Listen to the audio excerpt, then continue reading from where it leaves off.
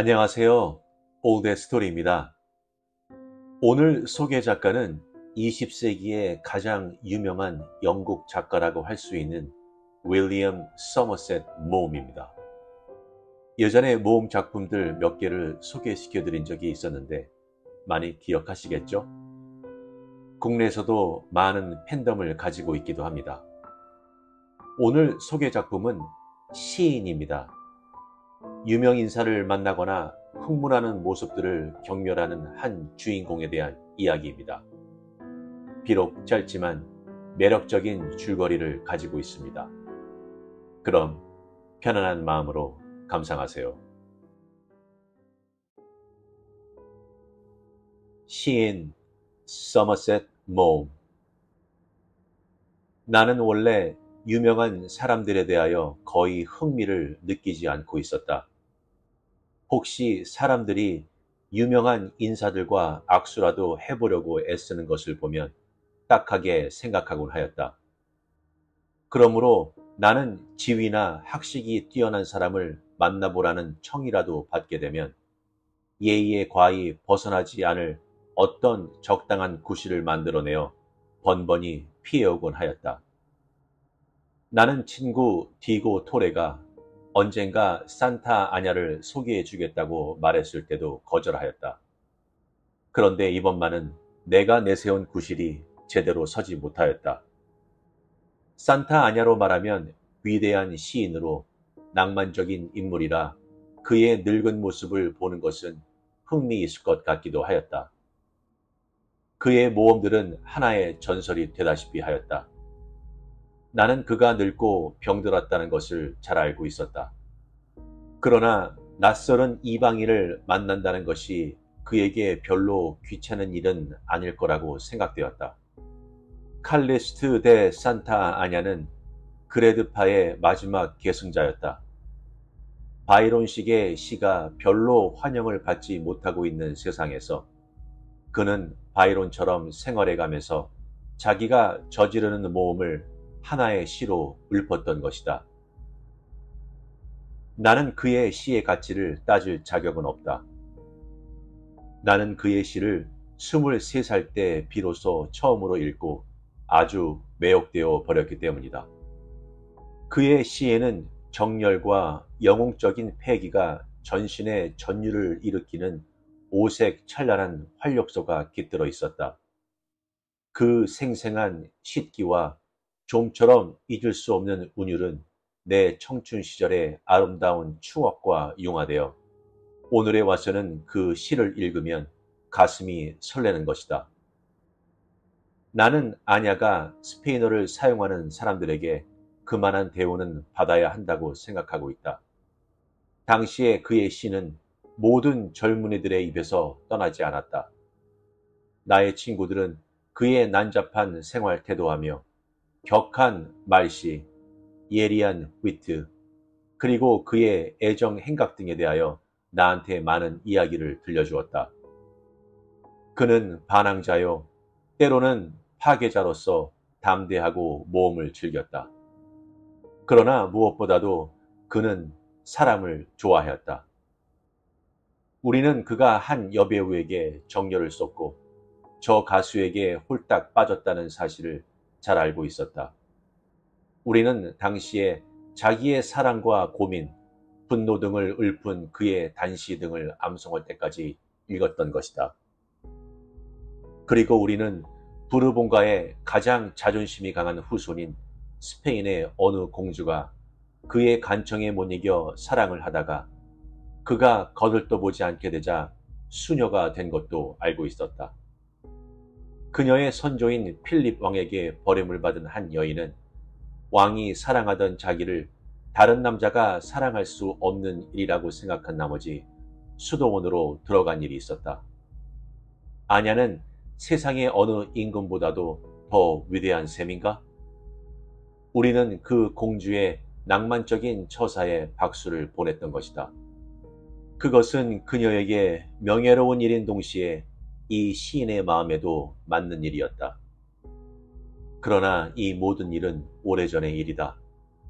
그는 더는 바랄 것 없는 세상에서 은퇴하여 그가 태어난 고향 마을 예시자에서 은거하며 25년 동안이나 살아왔다. 디고 토레가 그를 나에게 소개하여 주겠다고 말한 것은 내가 그 시인 때문이 아니라 아름다운 안달루시아 시가 마음에 들어 그곳에 가겠다는 뜻을 전하였기 때문이다. 산타 아냐는 때때로 젊은 문인들의 방문을 허락하고 그들에게 한창 때 하던 열변을 토하는 모양이었다. 지금 그의 건강은 어떤가? 하고 나는 물었다. 아주 좋아. 그분 혹시 사진 있어? 없어. 35세부터는 카메라 앞에 서기를 싫어해왔다네. 그분은 후세에 자기의 젊은 모습만 기억하게 하겠다는 거야.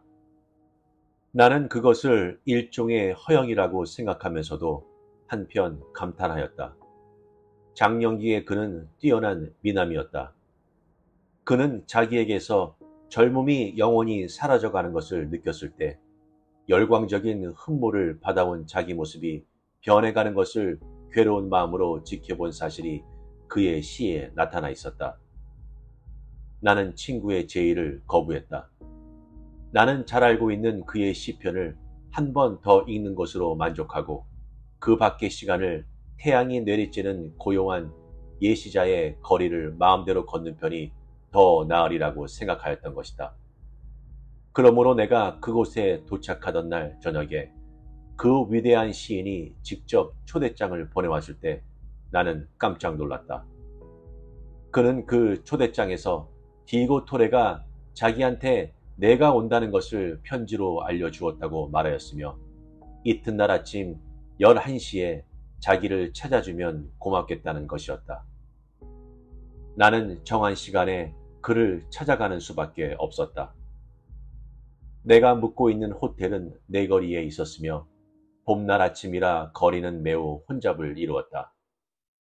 그러나 나는 거리를 벗어나자 인적이 드문 곳에 이르렀다. 간혹 교회에서 돌아오는 검은 옷차림을 한 여자를 제외하면 눈부시게 흰 거리거리는 한산하기 그지없었다. 예시자는 교회 도시였다. 어디 가나 허물어진 교회의 모습과 종탑을 찾아볼 수 있으며 거기에는 황새가 둥지를 짓고 있었다. 어디선가 당나귀들이 줄을 지어 지나가는 것을 우두커니 서서 바라본 적이 있었다. 그 당나귀들의 붉은 장식은 회색하여 있었으며 무엇인지 알 수 없는 물건들을 짐바구니에 실어 나르고 있었다. 그러나 당시의 예시자는 매우 중요한 고장으로 그 흰 집들은 거의가 대문이 훌륭한 문장들로 장식되어 있었다. 신세계인 미국에서 달러가 이곳에 흘러들어 미국에서 돈을 모은 모험가들은 말년을 이곳에서 보냈던 것이다. 산타 아냐가 사는 집도 그런 집 중에 하나였다. 나는 문 앞에 서서 초인종을 잡아당기고 나서 그가 이런 집에서 사는 것을 흡족하게 생각하였다. 그 웅장한 대문에는 그 위대한 시인에 대한 내 상상에 부합되는 기울어져가는 장엄성이 엿보였다. 초인종 소리는 집안에 울려 퍼졌으나 아무도 대답하는 사람이 없어 나는 두세 번 불을 잡아당겼다. 드디어 코 밑에 털이 보송보송한 할머니가 문간에 나타났다. 누구를 찾으시오? 하고 그녀가 물었다. 그녀의 검은 눈은 빛났으나 표정은 어두웠다. 나는 이 여인이 바로 그 노시인의 시중을 드는구나 하고 생각하였다. 나는 그녀에게 내 명함을 내주었다. 주인과 만나기로 약속하였습니다. 그녀는 쇠의 대문을 열고 나더러 들어오라고 하였다. 그리고 잠깐 기다리라고 하더니 위층으로 올라갔다. 뜨라는 거리와 마찬가지로 서늘하여 기분이 상쾌하였다. 그 집은 균형이 잘 잡혀 있어 콩키스타도데스의 한 추종자가 지었다는 것을 곧 짐작할 수 있었다. 그러나 페인트 칠이 퇴색되어 있고 바닥에 깐 타일은 깨어져 있으며 벽의 회는 군데군데 떨어져 나갔다. 곳곳에 가난이 들여다 보이지만 누추하지는 않았다. 나는 이 시인이 가난하다는 것을 알게 되었다. 간혹 그에게 돈이 쉽사리 굴러 들어왔으나 그는 조금도 대견스럽게 여기지 않고 마구 써버렸다. 그는 지금 궁한 생활을 하고 있는 것이 분명하였지만 그것을 별로 개의치 않았다. 뜰한 복판에 테이블 양쪽에 의자가 하나씩 놓여 있고 테이블 위에는 2주일 전의 신문들이 얹혀 있었다. 나는 무더운 여름밤에 그가 거기 앉아 담배를 내뿜으면서 무슨 생각들을 하였는지 궁금하였다. 벽에는 어둡고 조잡한 스페인 가구들이 놓여 있고 그 위로 손질한 판화가 걸려 있었다. 그리고 문 양옆에는 한 쌍의 낡은 권총이 걸려 있었다. 아마도 그가 한창 결투로 이름을 날리던 시절에 사용하던 무기였을 것이다. 그 집에서 풍기는 분위기는 내가 어렴풋이 느낀 바와 같이 그 낭만적인 시인이 잘 어울리는 것으로 나는 거기에 완전히 압도되고 말았다. 그 고상한 가난은 그의 화려하던 청년 시절 못지않게 장엄한 영광으로 그를 에워싸고 있었다. 그 자신에게도 옛 콩키스타도레스의 정신이 깃들어 있었으며 그가 허물어져가는 커다란 집에서 남다른 생애를 마친다는 것은 그럴듯한 일이었다. 시인이라면 마땅히 그렇게 살다가 죽어야 할 것이다. 나는 이제 그 서늘한 분위기도 흡족하게만 보았으므로 앞으로 그를 만날 일이 어쩐지 거북하게 생각되어 차츰 초조해지기 시작하였다. 나는 담배를 붙여 물었다. 약속된 시간에 찾아왔는데 그 노시인은 왜 나타나지 않은지 궁금하였다. 그곳의 정적은 이상하게 마음에 걸렸다. 마치 지난날의 유령들이 그 고요한 뜰 안에 몰려와 예전에 죽은 사람들이 되살아나 나한테 다가오는 듯한 섬뜩한 느낌마저 들었다. 그 당시의 사람들은 정열과 세상에서 영원히 사라져버린 우아한 정신을 지니고 있었던 것이다. 우리는 앞뒤를 돌아보지 않는 그들의 행위와 극적인 제스처를 도저히 따를 수 없다. 그때 무슨 소리가 들려왔다.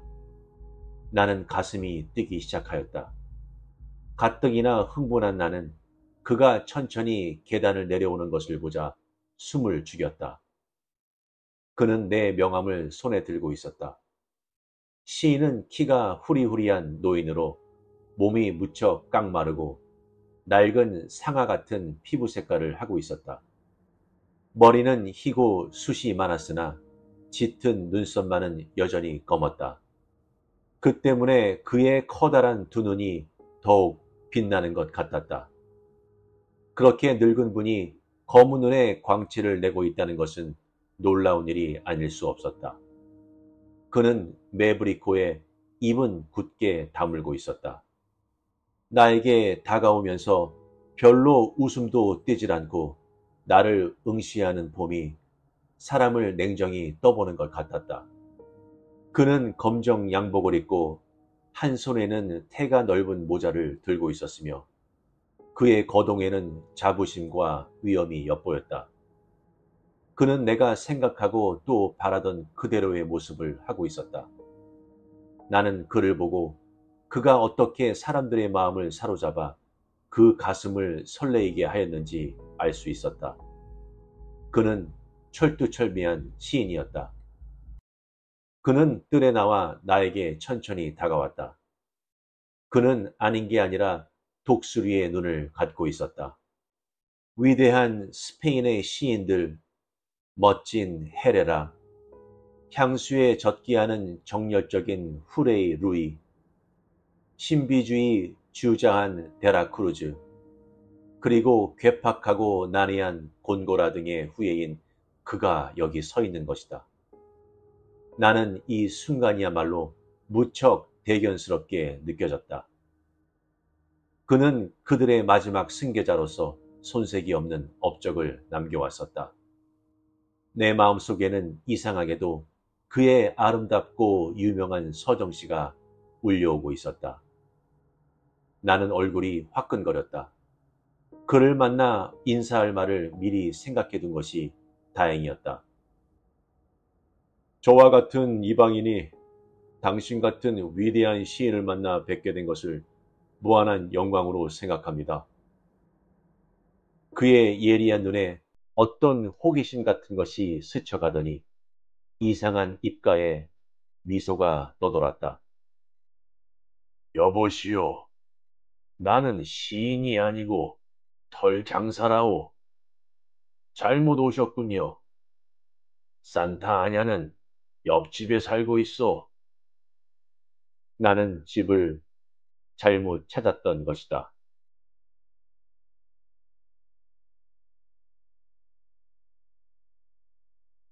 어떠셨나요? 작가 모험은 뛰어난 문체, 많은 사회적 악덕에 대한 날카로운 조롱, 아이러니한 냉소주의가 그의 특징인데요. 이 작품에서는 시인의 모습에서 나레이터의 감정은 절정에 달했다고 볼 수 있습니다. 오래된 상아색 피부, 음울한 불길, 웃지 않는 눈, 차가운 평가의 표정, 독수리의 눈, 엄청난 순간, 사랑스럽고 부드러운 노래와 은유. 나레이터는 위대한 시인만이 그런 특징을 가질 수 있다고 확신합니다.